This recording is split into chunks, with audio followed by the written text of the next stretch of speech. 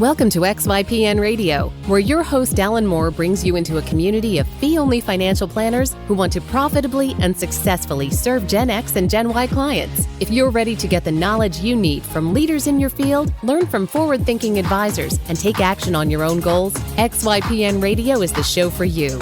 Here's your host. Hello and welcome to this episode of XYPN Radio. I'm your host, Alan Moore, and I'm excited to have XYPN member Adam Cmejla, founder of Integrated Planning and Wealth Management, on the show today. Adam started his planning career with a broker-dealer before transitioning over to an independent broker-dealer to have a little bit more freedom to build the business that would work for him and his family. 2.5 years ago, he decided to go fully independent and launched his own fee-only RIA. Before launching his firm, Adam focused on working with white coats, including physicians, dentists, pharmacists, and optometrists. About a year ago, he decided to go all in, exclusively working with optometrists. It really transformed his business, his marketing, and therefore his growth rate. Since making the change, he is growing really fast, adding 150 to around 150,000 of new recurring revenue each year. We talked about his transition to having a niche and how he communicated that change to his existing clients that no longer fit his firm's new focus. We also talked about what he does for his clients that's different than what most financial planners provide, and how he shows immense value to those clients. He's a case study into why we beat the drum so much for niches. So if you're unsure if niching really makes sense for you, I'm betting he'll change your mind. XY Planning Network's annual benchmarking survey is out. Are you curious about the average number of clients XYPN members get in their first year, or how successful niches really are? To answer these burning questions and more, we've again enlisted a professional research firm to complete our annual benchmarking study. Get your copy hot off the press and discover vital statistics such as the median advisor revenue by years in practice and sources of firm growth, from referrals to blogging, social media, and more. Head over to xyplanningnetwork.com/study to purchase your copy today. You can find any of the additional resources that we mentioned during the episode at xyplanningnetwork.com/223. Also, be sure to go to xyplanningnetwork.com/VIP to join our private group just for XYPN Radio listeners. It's the community of advisors we've all been looking for that's there to provide support when we need it the most. Best of all, it's free. I encourage you to check it out. Again, that's xyplanningnetwork.com/VIP. Without further ado, here's my interview with Adam. Hey, Adam, welcome to the show, man. Thanks so much for being on. No problem, Alan. Thank you for having me. Appreciate it. I'm really excited to dig into sort of what you're up to and your career history, because you've gone down a pretty varied journey, if you will, but it seems like it's all been in financial services. So you've experienced a lot and have now, are now running your own fee only RIA and have a really clearly defined niche and niche market. And so you're checking all the boxes. So people are going to be thinking like, oh no, here Alan goes again talking about niche, but it's coming today. So let's just start by giving listeners an overview of sort of your practice, number of clients, what is your niche, where are you located, and then we'll dig into career history and the details. Sounds like a plan. And I guess anybody that is playing the XYPN radio niche drinking game, you better saddle up because it might be a long, conversation. So we are located in the north side of Indianapolis in Carmel, Indiana. I have been in the business for coming up on 12 years here. We currently serve about just over 100 households. I think the exact number is 104 right now.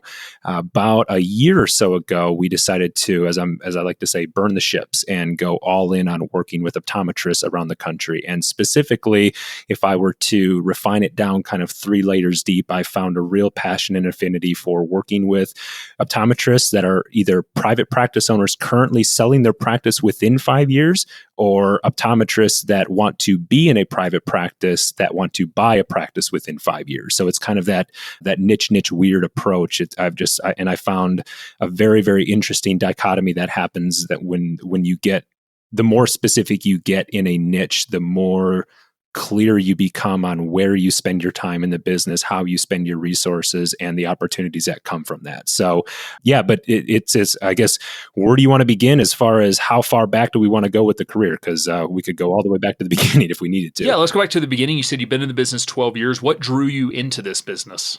So to try and condense that down, it was very personal from a family standpoint. I'm a third generation business owner. When I graduated pre-med from Wisconsin Green Bay, and that's where I met my wife as well. So we were both in the pre-med course and curriculum at University of Wisconsin Green Bay. I realized that I liked medicine. I didn't love it. And so I decided to pick up a business degree as well while I was there. And so when we both graduated in 2007, the joke is that my wife brought us to Indiana and I kept us here because she chose to go to optometry school at IU. And I moved down with her. This is 2007. I started out as a quality assurance associate in a pharmaceutical firm, Baxter Pharmaceuticals to be specific. And I thought that was going to be the best of both worlds. I thought I could get my science fix, apply some of what I learned in my undergrad, eventually work my way into a lab and things like that. And I'd also be working in a business and get some of the business side of things that I had learned about and come to enjoy within the business classes that I had taken as well.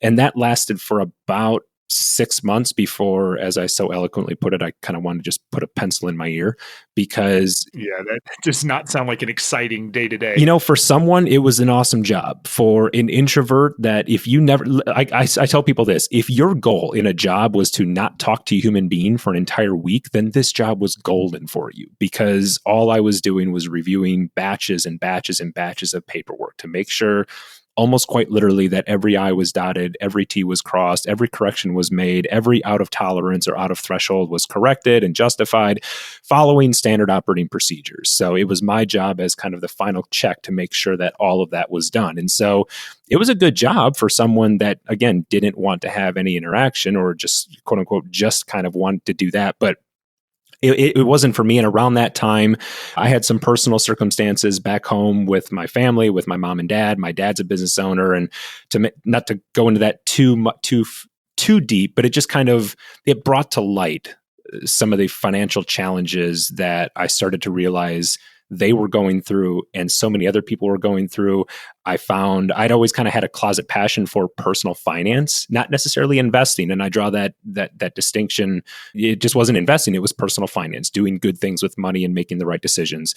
And so it was perfect timing for me to start thinking about, my wife's in school. I'm not really enjoying what I'm doing. There's no better time at that time, keep in mind, mid-2007, to start thinking about a career in financial services. And long story short, I ended up starting my career at a firm called Waddell & Reed on the north side of Indianapolis. And that's where I got my start in the business. Lasted there for about 4 years until kept drinking the Kool-Aid and just didn't like the flavor. Well, it made it through 2008, which is pretty impressive as a new hire there. It was...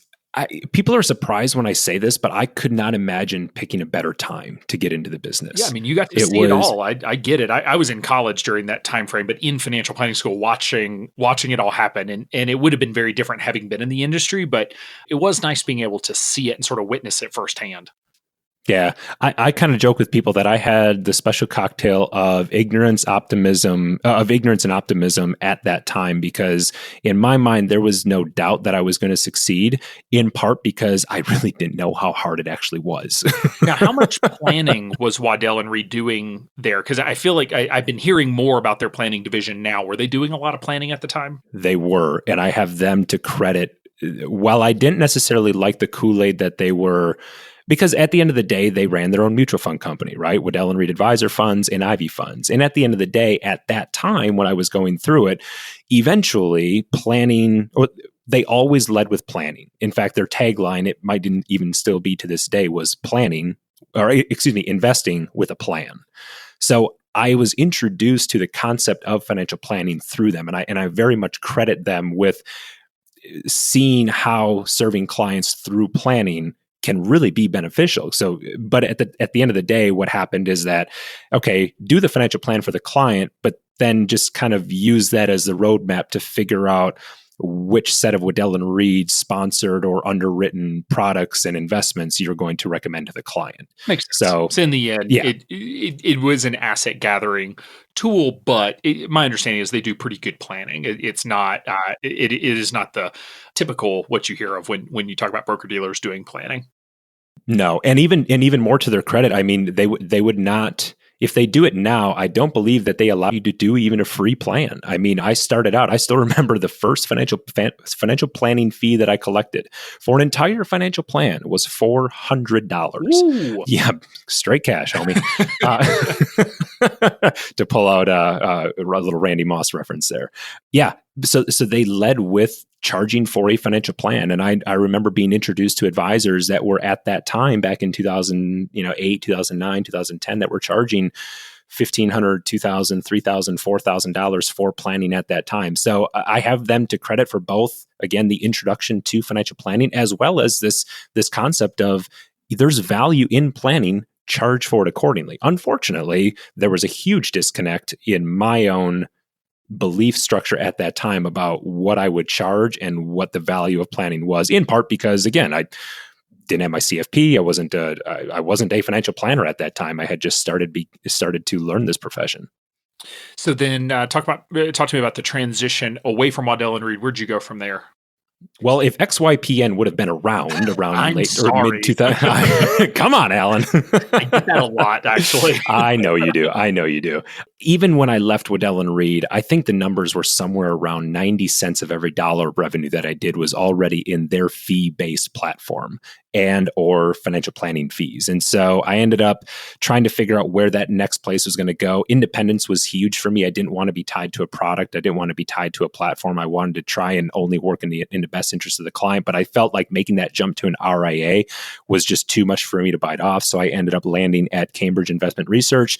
IBD still have great things to say about Cambridge. They were a good firm. I had a great experience there. And it allowed me to bridge that gap of being in a quote unquote captive BD model like Waddell & Reed was. They weren't truly captive in that sense, but from my experience, captive, to being a little bit more independent with Cambridge, being able to start setting up my own brand, have my own office space. The compliance was loosened a little bit there, and it opened my eyes up to all the different types of investment and planning vehicles, tools, and resources that are out there that I never really knew existed. Because again, if they didn't have a selling agreement with Waddell & Reed, or it quite literally didn't have a Waddell & Reed name on it, I wasn't introduced to it. So it was like drinking from a fire hose there for probably the first year, between just learning all the different systems that they had, as well as just this Pandora's box of new investment vehicles and portfolios to use. And these things are called ETFs. So we can actually use those now.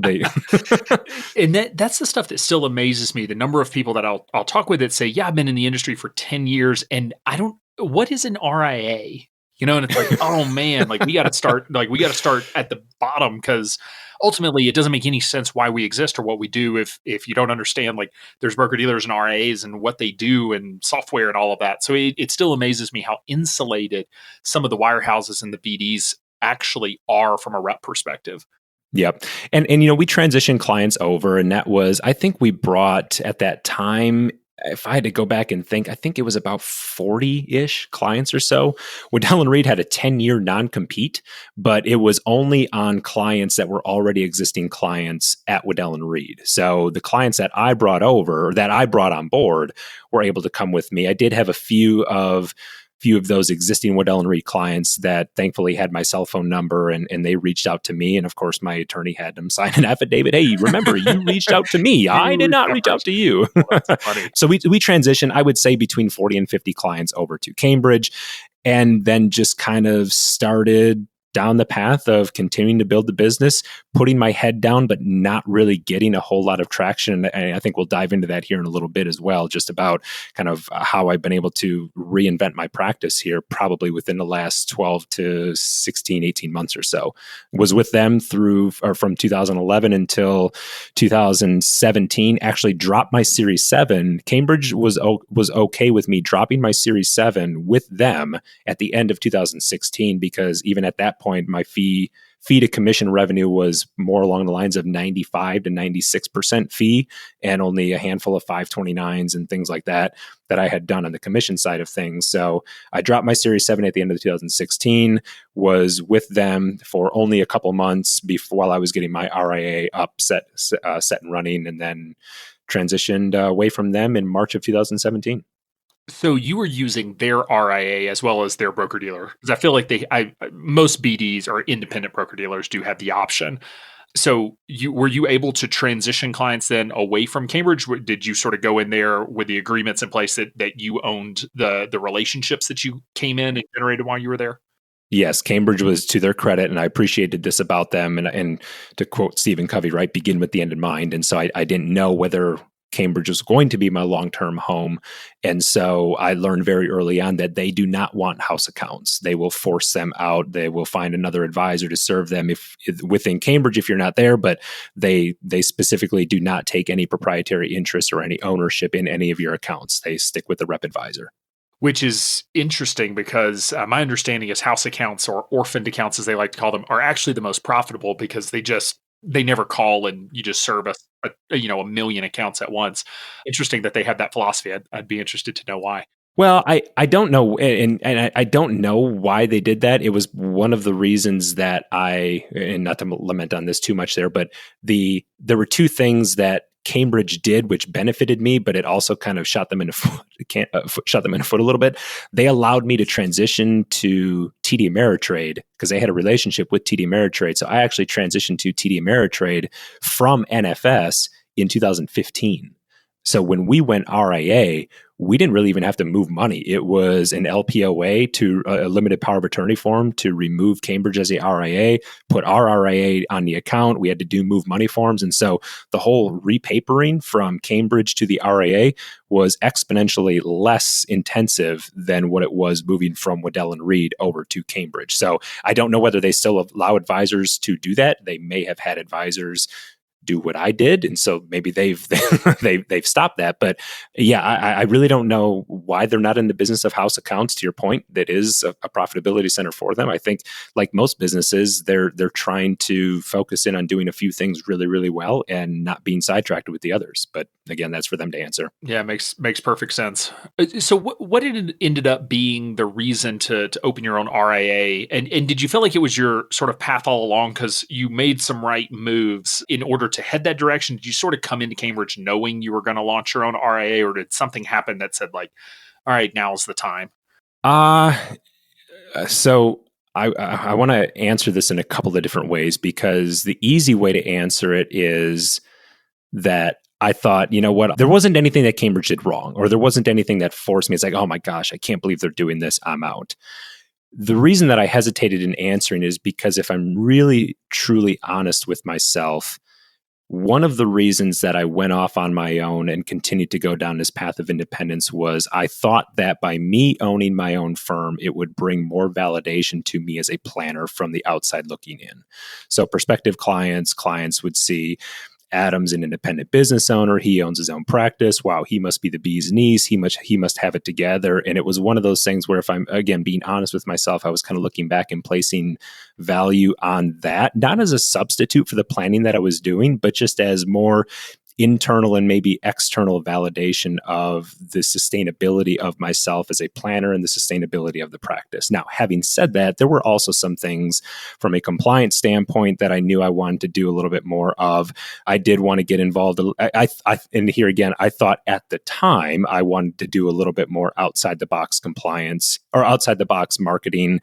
Didn't want to have to answer to compliance and have to do all that. Wanted to be the CCO in-house. A lot of the things that I think a lot of advisors listening to this show and that have joined XY probably felt in a similar capacity at some point in their career. So it was kind of through that filter that I just kept. And then when I added the financials on top of it, and I started to figure out, okay, I had a decent payout through Cambridge. I think at the time, my highest producing year with Cambridge was about 250, maybe something along those lines. And so I forget, I was right around 90% payout, maybe it was a little bit under that. But then it was an 87% payout, but then there was asset-based pricing on the managed money platform. And then there was this, and then there was this, and then there was, yeah. And so I kind of just ran through the financials of my own practice and realized, you know what, I can hire. At the time I worked with NCS for compliance services, and I can do this and I can do that. And I can do all of this and be revenue positive without seemingly having to do a whole lot of additional heavy lifting because I already had TD Ameritrade. I already had a relationship with them. So it's not like Cambridge was providing benefit from a back office or an account support. We were going direct to TD already. So there wasn't a whole lot of value that I saw. And again, not to discount Cambridge by any means. For the right advisor, it's a great platform. But as we've all heard the phrase, when cost becomes apparent in the absence of value, and I just wasn't seeing the value in their platform anymore. Yeah. And if you weren't transacting products, in the end, broker dealers exist to broker and deal products. And so if you're not doing any product sales or management, it's just, it gets hard to pay those fees. And I'm actually amazed at the number of folks who are with IBDs that have never done the math on what they're paying, because most people can tell me their payout. All right. If I ask a typical IBD rep, hey, what's your payout? They'll say, 92%, 90%, whatever the number is. But the typical rule of thumb from what we know of publicly traded broker dealers is 8 and 8. So they take 8% off the top, which you know about because you get a 92% payout.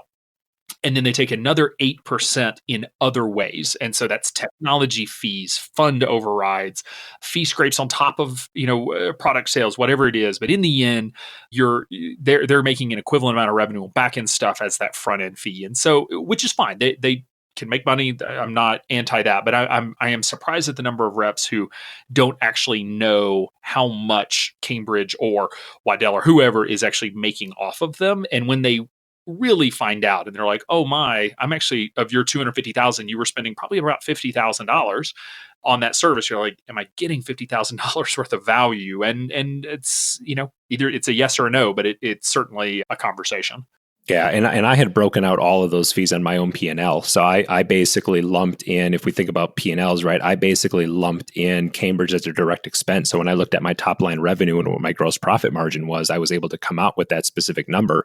And I remember one of those line items was their, I think they called it CMAP, the Cambridge Managed Allocation Platform or Managed Account Platform, something along those lines. And I remember looking at that number and I'm like, what is that for? And well, that's to manage your fee accounts and provide your quarterly billing. And I'm like, yeah, I know Orion can do my quarterly billing in like 30 minutes, and I can generate account statement batches and things like that to, again, that cost becomes apparent in the absence of value. And for the advisor that doesn't want to deal with any of that or doesn't have a support staff around them to help with that, that serves a great purpose for them. But it wasn't the direction that I saw my firm going.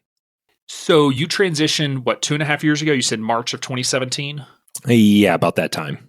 Okay. So tell me about the practice at that point. So you launch your own RIA, you transition over your clients. How many clients did you have at that point? About that time, I would say we probably were around the 80 to 85 mark, and still chugging along at probably that $250,000 in revenue, between 220 to 240, 250, something along those lines. And again, just kind of spinning my wheels at that time, making incremental progress, but not the type of progress that I knew that I wanted to make, that my business plan said I wanted to make. And so I knew that some things really, really had to change. And that's where, coming up here now on 2018, we'll close out, 2019, I will close out just shy of 400,000 in revenue, and planning for 2019, for 2020. I've got to get my years straight here. For 2020, my goal is to be right around the $600,000 mark in revenue. So that's about 150,000 a year. So you're about 250, we'll say early 2017, but probably, going in 2018. And so 2019, you'll do 450 and then 600 in 2020 as a projection. 400 here in 2019. I was at about 250 in 2017. 2018 was about we started to ramp up. 2019 has been the breakthrough where we're now creeping up on 400. And then, next year, the plan is to be right around 600. Okay. So, that's phenomenal growth for a firm your size. And so when you first broke away and started your own RIA, what was your niche, or did you have a niche, or were you just sort of working with a broad group of clients? Oh, this is where it's going to get fun. And it's going to get fun because it's almost therapeutic to talk about it and just revisit back the mistakes that I made. I don't call them mistakes, to think back of what I learned at that time. So my niche, even before I went truly independent and set up my own RIA, even with Cambridge, I had a niche-ish if you ask me. Depending on the day, I worked with either optometrists, or I worked with pharmacists, or I worked with dentists, or I worked with physicians. I dubbed it I had a white coat niche.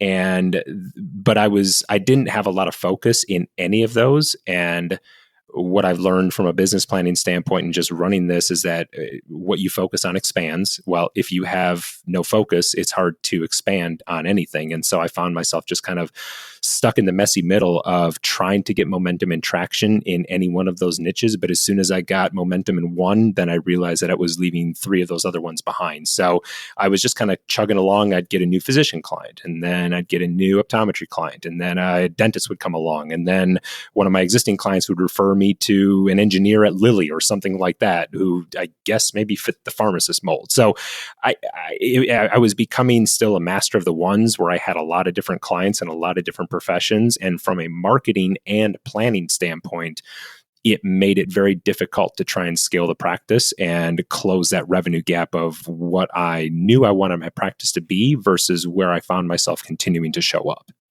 And then you already had, so it's good to know you already had sort of this, you had a niche. It wasn't as specific as you are today, but you had the white coat niche already. What ultimately drove the decision? I mean, why optometrists? Is it really just because you're married to one and know that world? And do you have more ins in that world? Do you enjoy the work more? Like, what, you could have easily gone pharmacist or dentist if you had chosen. Yep.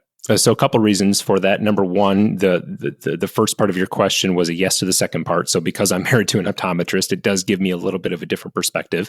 I joke with people that in order for me to think about what type of content I'm going to produce for either our podcast, which is 2020 Money, or write for the blog or do a video, all I have to do is ask my wife these 4 words every single day. How was your day? And there's my content, right? Because she's in a private practice and she knows what is ailing the practice, and she knows what the challenges of optometry, of being an optometrist are.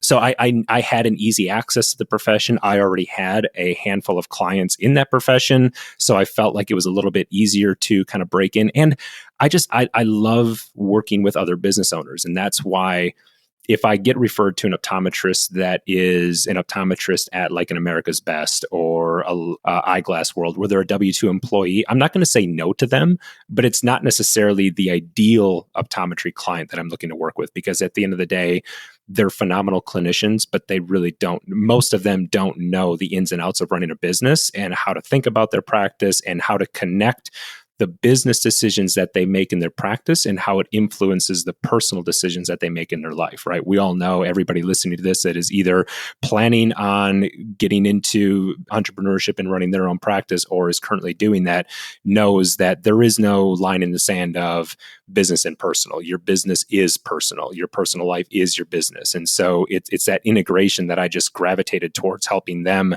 understand and work through. And by helping them solve the problems within their practice, whether it be through me or equally, if not more importantly, being the connector to introduce them to a subject matter expert or a COI that can help solve the pain point in their practice, that indirectly or directly solved a financial problem or challenge in their practice. And let's face it, without money in the practice, it's difficult to do a lot of the planning things that we know on both the business side of things and the personal side. So everything kind of lined up for me to say, you know what, this is a really, really good niche that I can learn, that I can study, that I can ask good questions. I can find out what their problems are, right? Because our clients don't care about our solutions, or our prospective clients don't care about our solutions. They care about their problems. So I felt like I had a good grasp on their problems. And from there, it just became the lather, rinse, repeat of just becoming, as I guess I'm saying, like omnipresent within the optometry community. The other thing that I found, at least here in Indianapolis, I can list off 6 firms off the top of my head that quote unquote specialize in dentists. And there are a lot of other advisors that specialize in physicians and things like that. And there's only one firm that I've been able to find that quote unquote specializes in optometry, and I won't name it, but if you go to their website, they also specialize in women executives, small business owners, retirees, divorce. Like, I think optometry is one of 9 niches that they have listed on their website. And guess how many advisors are in your firm? 2. So don't tell me that you have a niche in optometry that was just one profession that you decided to list at the bottom of your website. So I found an opportunity there because it's kind of a blue ocean for me. All right. So I'm just going to say mic drop, greatest sales pitch for a niche ever. Mainly because the passion that you have, the knowledge that you have of your ideal client situation comes through on this podcast, and it's going to come through to any prospective client that meets with you. Because when they meet with that financial planner who has 9 niches, and one of them being optometrist, they can talk about, yes, we do financial planning, and yes, we'll help you with your business planning as well. Like very different energy, very different knowledge base and passion that they're going to see from that to what you just said. That is the sales pitch for a niche right there. One of the big fears that I hear from people anytime we talk about having a niche, particularly those with an existing practice, is what happens with the existing client base. So can you talk to me about, you said you went all in about a year ago, and how you handled that transition? I mean, what percentage of your clients currently are optometrists? Probably only in the 25 to 20, maybe 30% range. So we're still predominantly non-optometry, believe it or not. You didn't fire all the clients that didn't meet your niche. So have you had a conversation with your pharmacist clients that, hey, we now specialize in optometrists?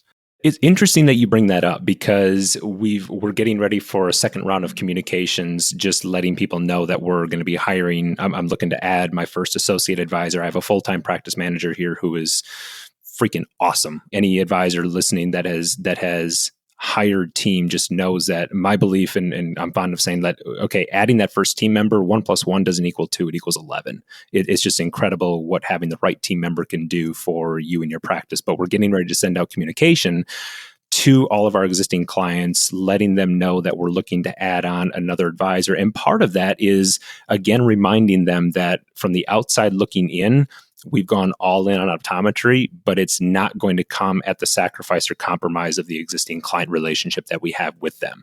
And I actually learned that the hard way the first time around, because I wasn't as proactive as I maybe should have been in sending out notification to our existing clients that I was making kind of this pivot in the practice and pointing the firm in the direction of working with optometrists.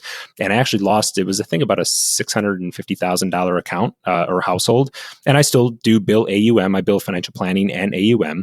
And so, right, do the math, 650 on an AUM fee schedule. That was some decent revenue there. And they ended up, and I found out by getting the beloved ACAT transfer notice from TD Ameritrade. And the interesting thing about it is that they said, Adam, we just see your practice going in a different direction. We're happy for you. And again, how much truth in that is that's for me to interpret. They said, we're happy for you, but we just see us not necessarily being a fit for you anymore. And we have a friend of ours that referred us to his, and he works with retirees like us, et cetera, et cetera. So I learned kind of the hard way that I do think it is important that you communicate to your existing clients what you're doing. Having said that, when I have done that, the responses back have been, yeah, we noticed, we're happy for you. We think it's awesome. And the resounding theme was, just don't forget about us, right? So I think for firms that do that, a lot of the fear is in your head, as long as you're proactive and you communicate with them. Now, what I will say as a tag up to that, or as an add-on to that, because advisors listening might be in the scarcity mentality or mindset of thinking, I can't afford, quote unquote, or emphasis there, to lose any of my existing clients. And to my response to that would be, if you look at your ideal niche client, and assuming that your fee schedule is in alignment with the expertise that you're delivering to that niche, depending on the clients that you already have right now, it may be best for everybody involved, right? New client, old client, and yourself and your firm, if part of your process requires you or forces you to make transition of those existing relationships. So don't necessarily think that just because you make the niche decision that you have to keep all your clients or you have to jettison them. I'm telling advisors, give yourself permission to be open to the idea that you can only work with a finite number of clients, and that it's okay if some of your clients either see the decision that you're making and use that as an opportunity to find a new home with an advisor that's going to serve them better, or just have that open dialogue with them and let them know, yes, you're fine here. Nothing's going to happen. We're not going to compromise a relationship, but we just want to make sure that we're all on the same page from an open dialogue. Does that make sense? It does, and I totally agree with you. Where you can come at this dilemma from a scarcity mentality of I need every client that I can get and I'll just sort of replace one at a time and hope for the best.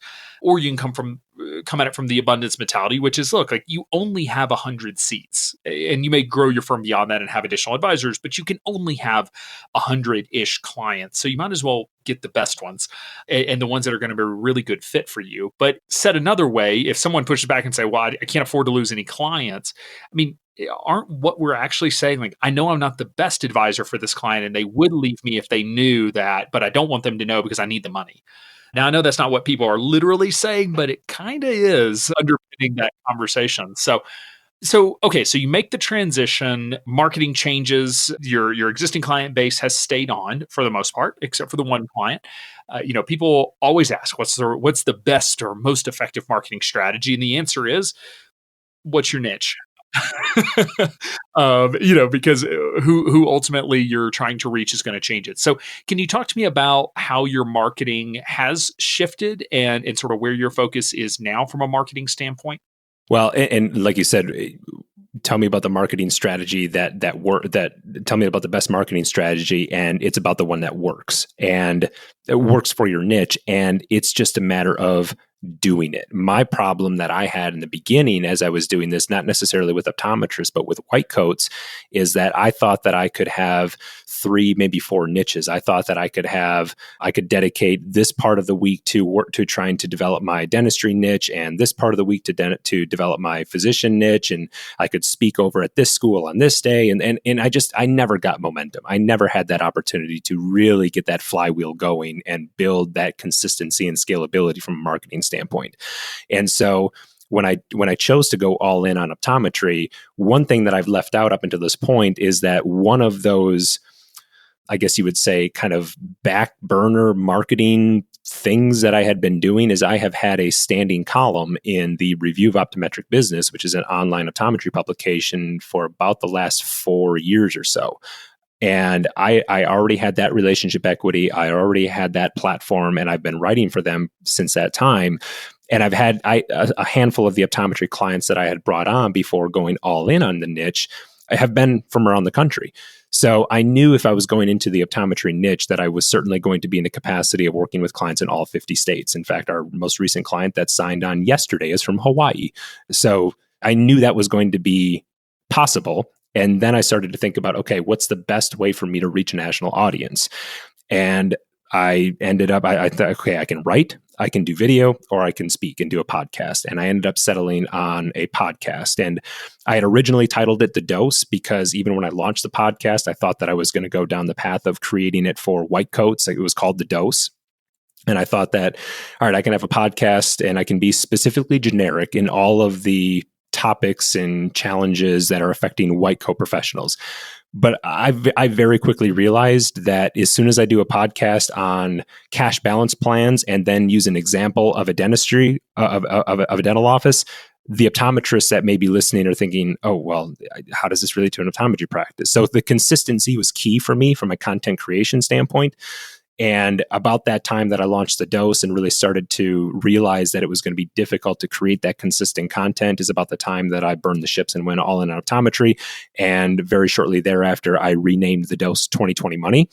And the content on the podcast and what we're doing and how we're interviewing has been the single greatest driver of new potential relationships in the practice. And I'm not doing much more other than the podcast, a weekly show. And it's probably 75% me interviewing subject matter experts and 25% me doing solo episodes on financial planning topics. So it comes back to the concept of helping my ideal client solve their problems, not stumping on a podcast about, by myself about this is how you do a backdoor Roth IRA. And this is the good type of life insurance. And this is how a cash balance plan works. Like we talk about those things. But it's those are the minors. We're majoring in the big concepts that are impacting private practice optometrists. Because if I can build the currency of trust with them by providing them answers to their core questions, and now my name resonates with them in their mind, when a financial planning question or issue comes up, that's what I'm trying to do and have them think of me first, last, and always. Does that make sense? It does. I mean, it just continues, to validate why we're so pro having a niche is because, again, when you roll out a podcast sort of generically, even when you try to say, okay, I'm only going to talk to white coats, is still challenging to come up with, okay, what's the topic? What are the examples? Who am I really speaking to? Whereas, when you rolled out just for optometrists, everything you're talking about is relevant to all optometrists that you're trying to work with. So the more specific you can be, the better. And I get it. Like, I know the fear of, yeah, but how many pharmacists and dentists and other professionals would have called you in that same time frame had you not, just been all in on the optometrist, but your growth rate and the fact that, it was sort of stagnant for a while, and now that you've gone all in has started to accelerate, is proof that great marketing will repel the wrong clients. It'll attract the right clients and really give you that growth that you're looking for. It's allowed me to take the selection process out of the equation. I don't have to date anymore. By the time an OD comes to our website, they've read my material. They've read an article of mine that's been published by a third party, whether it's Review of Optometric Business or Optometric Management or New Grad Optometry, or they've seen a video that I've done online for other publications. They've listened or they've listened to the podcast or they've been to our website and have read the content there.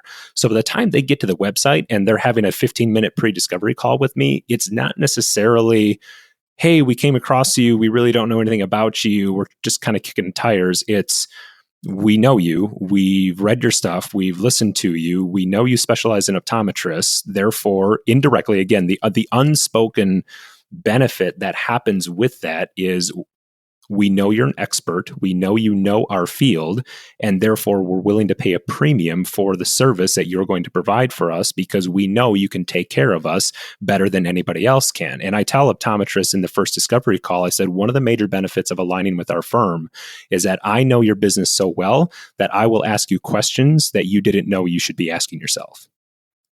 And so by doing that, it's allowed me to I shouldn't say instantaneously, but it's allowed me to significantly reduce the roadmap, or I should say the path to building up credibility and trust with my tribe, with my community, because again, I've invested on the front end there. I've invested the time and effort to build up and know it. It's not, it's not like I'm faking it. I know a lot about running an optometry practice, and also on the financial planning side of things, I know what works there as well. So I have to know a few things really, really, really, really well.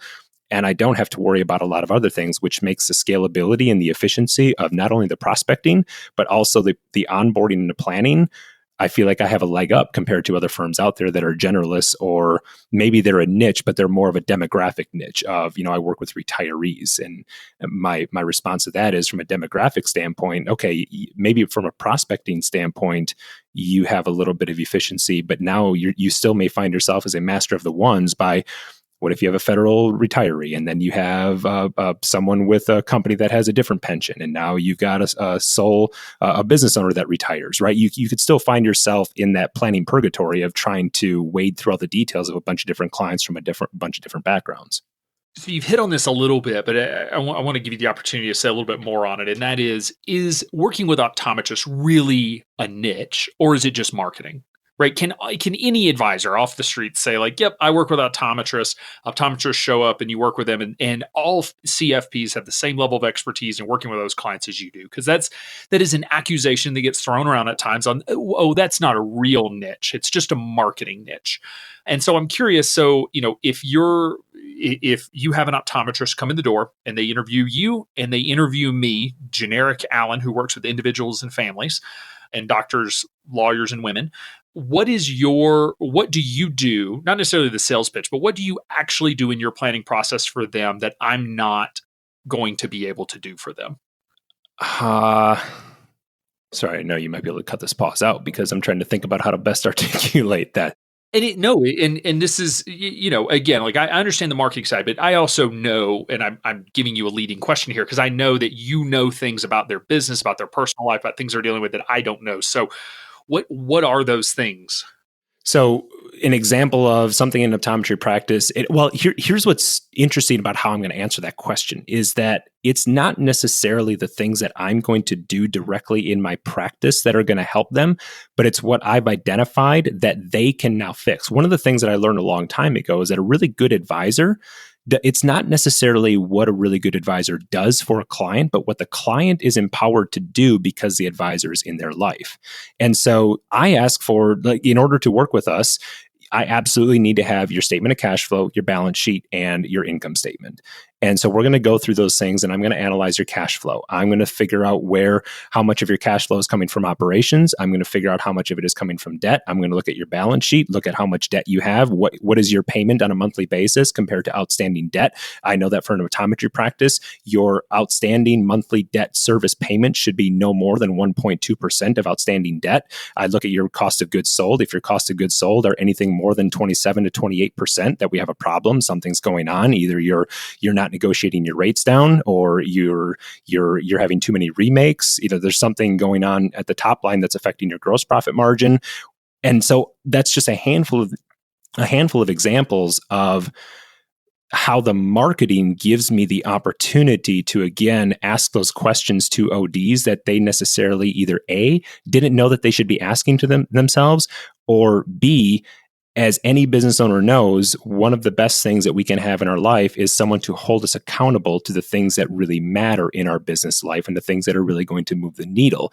And one of the values that I have been told, one of the things that our OD clients value in our relationship is the ability to just have someone else to talk to about the challenges of running a business with someone that actually knows what it's like to run an optometry practice. Now, I haven't run an optometry practice, but I've worked with enough of them, and with my wife involved in one, I have a little bit of a peek behind the curtain as to how it works. And so just to have someone dialogue with them and help them solve the key pressing questions that are going to help them move the needle, and it is where I can differentiate from you, where, yes, you and I both know that we can grab an employee census from them and send that off to a TPA, and they can figure out that, you know what, for this practice, an integrated 401k is going to work. Integrated 401k profit sharing plan is going to work good. And for this practice, it's going to be age weighted, right? Those are the planning things that, yes, I will agree with you that any competent CFP, knowing the basics of comprehensive financial planning, will be able to answer. What I would challenge for someone that challenges me on that is this line of thinking is that you don't get to ask those questions unless you can first connect with them on the things that really matter in their life. Does that answer your question? It does. I think you're probably selling yourself short a little bit, just because, again, the conversations around running a business. I mean, it's hard enough to have conversations with entrepreneurs, just even though, many of us that are listening to the show are entrepreneurs. And so we kind of learn how to run a business so we can talk to people about running a business. But running a financial planning firm and running an optometry practice are totally different. And you can actually have a conversation because you live in this world via your wife, and you live in this world just with all the clients that you're working with. You can probably have a conversation around data gathering for new patients. And what are the different systems that your optometrists are looking at, and getting loans, handling all the financing of starting a new practice. I mean, I remember going through that with a recent pharmacy graduate of, the amount of student loan debt, and then they were going to take on a ton of debt in order to open their own practice. And I really struggled through those conversations because I didn't know, I'm like, what bank is going to loan you money? This is absurd, but they will, because they know they'll get it back. But you can have all of those conversations. And so I think it's just, I think part of it is just highlighting why niches matter is that most CFPs could go figure it out, but they're not going to have the confidence in that initial conversation or in the planning process to be able to articulate it. And they're going to spend a whole lot more time with those clients because they're trying to learn all of these different things. And if you're, spending a whole lot more time with 100 different clients, that time adds up. Yeah. Well, and I guess one other thing that I would add on top of that, Alan, is that just because my wife is an optometrist did not mean that I could shortcut everything else and just have that opportunity to know everything without doing the full due diligence and research. I mean, I still talk to the president of the IOA. I still read as many journal articles and practice management articles and resources that I could get my hands on. I still jumped on optometry webinars to just find out what their core challenges and concerns were, and then figured out where to get those answers. So regardless of what someone may see as an into the niche, there still is no substitute for just putting in that time to become the expert. Because I think the difference, and I'm not sure if this is where you were going with it or not, but I think it's an important point to make as it relates to the true authenticity of why you're involved in a niche. If you're involved in a niche just to say that you have a niche and just because that you can see the financial gain from it, my personal belief is that eventually that veneer will wear off.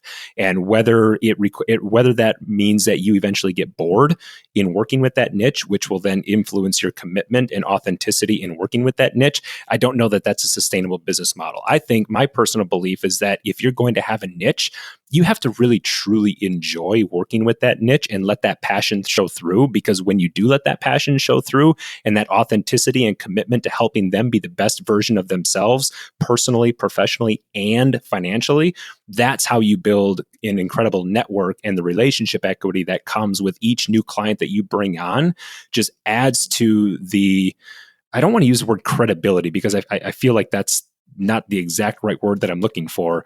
But it just adds to the stickiness factor that you have within that niche. I think it's the same thing of where we've all heard of advisors that have been involved in not-for-profit boards, not necessarily because they care about the not-for-profit, but because they know. They just want the clients. Yeah, exactly. So I think, and that shines through. Exactly, and I think the same thing could happen from a niche standpoint.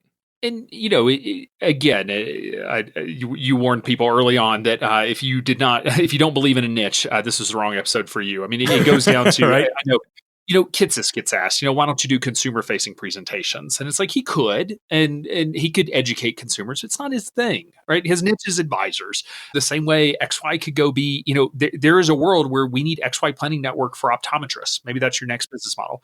Our business model would work in any industry, any professional services industry. We could have XY doctors and XY pharmacists and XY massage therapists. I mean, we could do that, and it's just not our niche.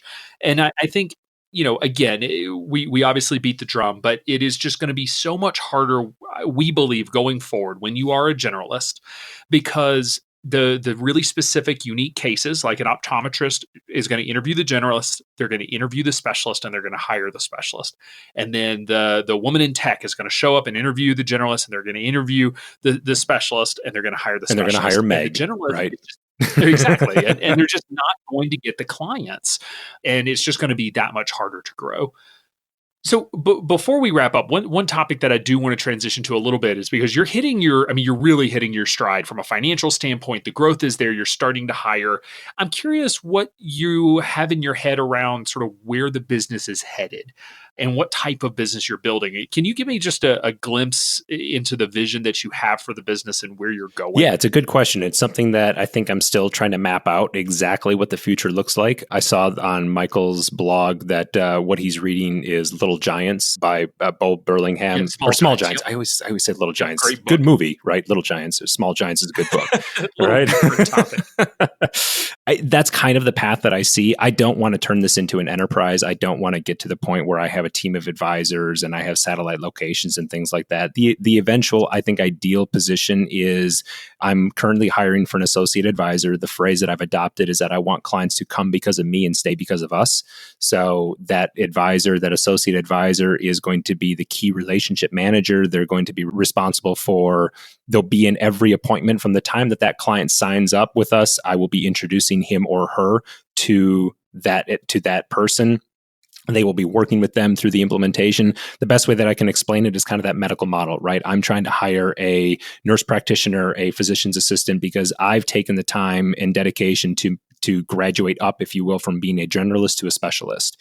And so I want to get involved in more of the with the additional speaking opportunities and rainmaking opportunities that I've had in the optometry space, all of that requires time, right? Time and energy. And so I want to bring in an advisor that can be the relationship manager for not only our existing clients, but also for these new clients that are coming on board, that I'm taking myself one more step removed from the day-to-day, week-to-week ongoing service of the practice.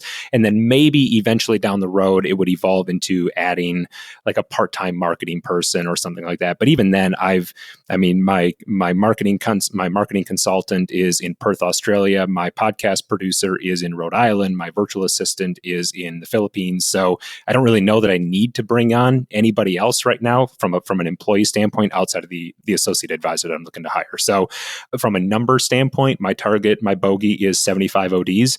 At my fee schedule right now, I currently charge, the current fee schedule on financial planning is a $1,000 onboarding fee and then $595 a month for an optometrist that is a private practice owner or is going to be a private practice owner. And then AUM is a completely separate fee schedule if there are assets to manage. And so running the metrics and the numbers of my practice, I need 75 ODs as my quote unquote ideal clients that I'm the face of the relationship, if you will. And I have another associate advisor kind of sitting second chair to have a practice that is bigger than I ever thought I would have. So that's kind of the vision of where I see going here in the next 2 to 3 years. Okay. I mean, realistically, depending on the assets under management, like that's $1 million revenue firm. Correct. And we're revising the AUM schedule as well to basically, it's going to look and feel like a robo from a cost standpoint, because that's not where the value is. So it sounds like you do not have the intention, from a medical model standpoint, you don't have the intention of hiring other physicians at this point. You're really looking at building out a solo medical practice, but you will have a little bit of a team around you, but you're not looking to hire other advisors. Not right now. I guess talk to me in 2023 and we'll see what that's. These things change. They do, but and I, we could go down that rabbit hole a little bit. I know myself well enough that I don't want to be. I can see how very quickly you could find yourself in a management role. And then when you look at Michael's research at what happens to those firms when you get into that $1 million a year revenue and you start having to add, I don't necessarily know that the juice will be worth the squeeze. Yeah, the dangerous middle, as he calls it. We got some pushback on it at the conference because they're like, but isn't that what you're promoting? And we're like, yes, but we probably just need to do an episode specifically on that, because it's not saying, it's not a suicide zone. It's not like if you go into this, you'll never make it out unless you grow huge. It's just different. And, yes, you could go have 2 or 3 teams, but quite frankly, just having 2 or 3 teams is not actually any easier than building out a 10 to 20 team business. You sort of hit a tipping point where you sort of have to start growing in order to be able to handle, compensation increases and that sort of thing. So a whole other podcast episode, I'll bring Michael. There you go. That would be like one mailbag episode just on that question alone. Exactly. That's how we felt because we do the AMA or the Ask Me Anything at the conference. And that's how I feel. We got 150 questions submitted this year. And we could talk for an hour about every one of them. I never did get to the, Alan, what annoys you most about Michael? I saw that question come through and it never got ramped up. Do you want to answer it here on this? We could make this episode really popular if you want to answer it. We're going to release all of. I've got to answer all of them, get them released. So I'll leave people on the edge. So, what are the big initiatives that you're working on? Obviously, you're hiring, but do you have any big marketing initiatives? In the pre-call, you and I had chatted a little bit about that. You have some really interesting speaking gigs that have been happening and are coming up. Can you talk a little bit more about that? Yeah, so it kind of goes back to what I talked about earlier. With every new relationship that you bring on, not only is there the direct impact of what that client means to the business in a relationship to serve and to plan for, and the revenue that is attached to that, but it also the ancillary opportunities that can come from that. So last week I was, in the middle of September, I was out in Las Vegas for 2 days at Vision Expo and meeting with the directors of the speaking board who lines up all the speakers for Vision East and West. It's the biggest optometry conference in the country. The East one is in the spring, West is in the fall. And I was able to get confirmation that I'll be speaking at both East and West as a paid speaker. So yes, I'll amend my ADV and I'll include all that and as a disclaimer and things like that. But it's led to some speaking opportunities. I'm getting ready to head down to the University of Houston School of Optometry. I have 170 students and faculty and ODs lined up to hear me present tomorrow. I speak here at the IOA. I've gone down to IU School of Optometry. So I've really enjoyed getting out there and building the brand within the optometry community. And that kind of speaks again why I don't want to grow a team and why I don't want to find myself in a management role. Because if I were to identify the activities that really bring me joy and keep me above the line, it's doing those things. It's speaking, it's presenting, it's doing the planning for clients, doing that high level executive strategic planning for the clients, and then having other people on my team help with that heavy lifting of implementation. As far as new things, I'm actually making it a cognizant decision to not do anything new because I feel like that has been a hindrance of mine in the past, is getting caught by a shiny object and a squirrel, right? We see something new and we're going to try that. I am working with something right now that is working just fine. And we all know the phrase, if it's not broke, we're not going to fix it. So the plan is to continue basically the tripod of content that I'm putting out between the podcast, between me speaking, and then writing for these third-party publications that are basically the platform. Like that's my platform. I'm already sharing content with an established community of optometrists. I don't know that I could go out and create anything more impactful than already going where I know the fish that I'm wanting to fish are hanging out. That may be a bad metaphor to use, but I can't build anything more sticky and more impactful than what is already established through those. So it's just about nurturing the existing relationships that I have. And again, so much of marketing I feel is lather, rinse, repeat. It's the back of a shampoo bottle, but you need to stay focused and keep the consistency with what is working well. Yeah, I mean, the truth is there are way more optometrists than you could possibly serve with a business model that you want to build. If you were fine having 100 advisors, okay, at some point, maybe you tap out the optometry marketplace, but you're not going to tap that if your goal is 70 to 80 households. I mean, there are however many, probably tens of thousands there's of optometrists between 35 and 40,000 optometrists nationwide. So yeah, there's room. But how can you build a business being that specific? There you go. You need 70 of 35 to 40,000. I will take that. Pretty much sure the math will work out. So if you were venture capital backed, you would have, how are we going to get 30,000 of them? Exactly. And build a massive business. So awesome. Well, as we're, coming to a close, if you think back over your career, particularly the last couple of years as you've been really focusing on the business and starting to ramp up the business, if there's one piece of advice that you wish you could go back and give your younger self, that one thing that you've learned, what would that piece of advice be? It's not up to me to decide the value of the planning that I do for clients, or don't get hung up on feeling that just because planning comes easy for us as CFPs and as planners, that it's not worth what we charge clients for financial planning. I wish I would have had the clarity and the confidence to understand the value that we as planners bring, the impact that we have in clients' lives, and what they will pay for. It's not my job to determine what they see value is. My job is to show up, deliver the goods, deliver on what it is that they wanted me to do, and charge accordingly for that, and set my fee schedule accordingly. So that was probably the biggest thing that even to this day, it is a challenge to be comfortable with what I'm charging for financial planning right now, but it's not my job. Fair enough. Well, Adam, thank you so much for taking the time to come on the show.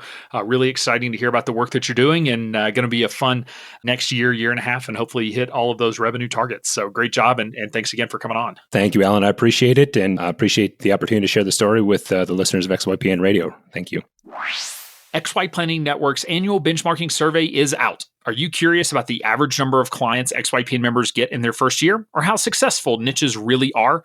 To answer these burning questions and more, we've again enlisted a professional research firm to complete our annual benchmarking study. Get your copy hot off the press and discover vital statistics such as the median advisor revenue by years in practice and sources of firm growth, from referrals to blogging, social media, and more. Head over to xyplanningnetwork.com/study to purchase your copy today. Be sure to join our VIP community at xyplanningnetwork.com/VIP. Hang out with other XYPN Radio listeners, ask questions for future mailbag episodes with myself and Kitsis, and to finally find a community of like-minded financial advisors.